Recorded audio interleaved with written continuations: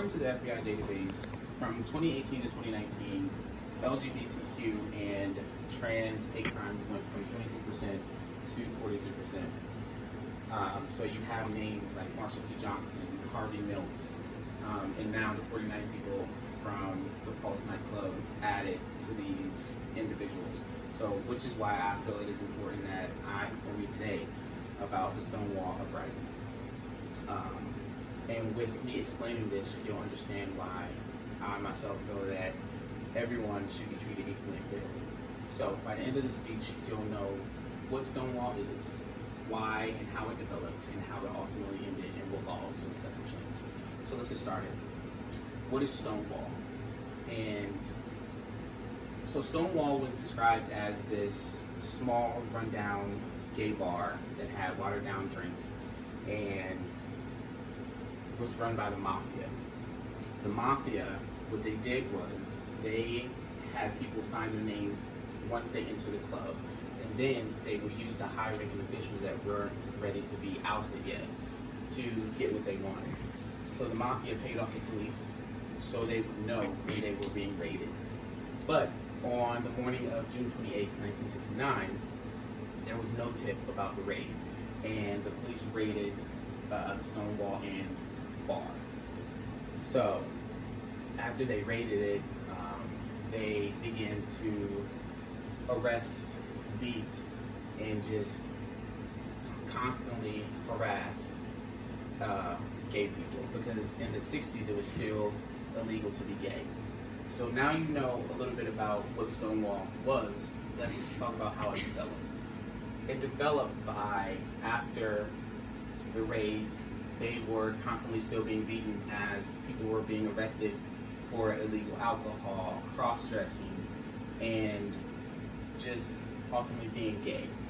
So it was a transgender woman getting brutally beaten, and as the crowd grew stronger, she yelled out, "It's too many of us for them to just be beaten." So it is said that Marsha P. Johnson, who was a transgender woman and gay activist, she was the one that threw the first brick, making everybody else continue to start throwing bricks, bottles, and ultimately bomb rushing the police and pushing them back into the club. So as the police officers and those they arrested were in the club, the crowd, they locked the door and they set fire to the club. So after they set fire to the club, the fire department was able to douse the fire. So how did it end? Stonewall their uprising lasted around 6 nights, but each night got more political. They became more organized, they became more speeches were being spoken by the gay activists. So it lasted 6 nights.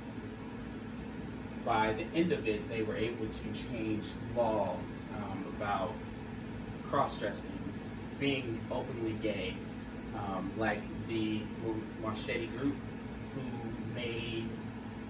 who followed basically Dr. King's thing by sit-ins, but the gays had sit-ins where they would go to counters or go to restaurants and openly say that they were gay and wait to be denied and then sue the whole establishment. So they were able to change that, and months later they had groups like the Gay Liberation and all these other groups band together to make one big thing and change laws. A year later, on June 28, 1970, we had the first Pride Parade in New York City, San Francisco, and Los Angeles. So ultimately, they were able to change laws and just be able to be them out in the open. So now you know how Stonewall uprisings ended. Again, I believe for myself that this is why everybody should be treated equally, because in the words of Marsha P. Johnson, until everyone has equal rights, there's no way or reason to be celebrated.